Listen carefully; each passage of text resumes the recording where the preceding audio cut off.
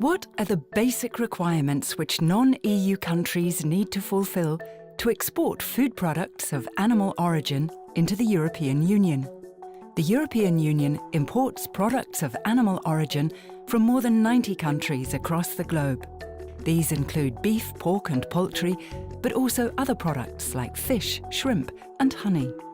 It's crucial that this imported food complies with the strict EU food safety rules and is thus safe to eat. To ensure this, non-EU countries need to demonstrate to the European Commission that they have the following 3 well-functioning official control systems in place for each food-producing animal species and its products to be exported. First, a control system to ensure that no animal diseases which pose a threat to our farm animals can enter the EU with these products. Second, control systems to ensure that these products do not pose food safety risks to European consumers. This means that non-EU countries must have a monitoring system to ensure that these products do not contain harmful levels of veterinary drugs or other contaminants. And they must have a control system to ensure that the establishments producing food, for example meat factories, dairies or fishing vessels, comply with the EU's strict food hygiene rules.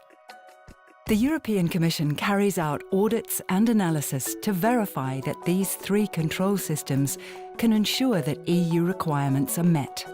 If the audit confirms that the country complies with the required standards, it is approved to export to the EU subject to strict conditions. If not, the country will not be approved, or, if previously approved, exports will be restricted or will end. It's also important for this food to come only from establishments that meet the strict EU food hygiene rules. Each establishment needs to apply to its country's authorities to be approved. The authorities will request information and carry out audits to check compliance with EU rules. If the result is positive, they will ask the EU Commission to list the establishment for export. Non-EU countries also have clear responsibilities with regard to the 3 control systems referred to earlier. They need to maintain high animal health standards. They need to have residue monitoring plans in place to test, for example, for residues of veterinary medicines and contaminants like heavy metals or pesticides, and send these plans for approval to the EU Commission each year. Plus, they need to maintain high public health standards and ensure that raw materials and products are safe and come from approved establishments which are listed by the EU. If one of those 3 systems is not working properly for the species and the products concerned, the country may face export restrictions or may not be allowed to export to the EU. The EU has, in addition, systems and checks to ensure imports are safe.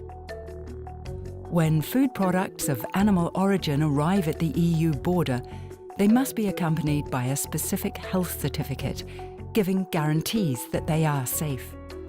The staff of the EU border control post check that the products come from an EU-listed establishment in an approved non-EU country. Where this is the case, border control posts will conduct several types of checks, like, for example, documentary or physical checks, including laboratory tests. If the results of these checks are satisfactory, the products will be allowed to enter the EU market. Finally, food businesses in the EU, including the retail chains, are obliged to ensure that the food they produce and sell, including imports, is safe.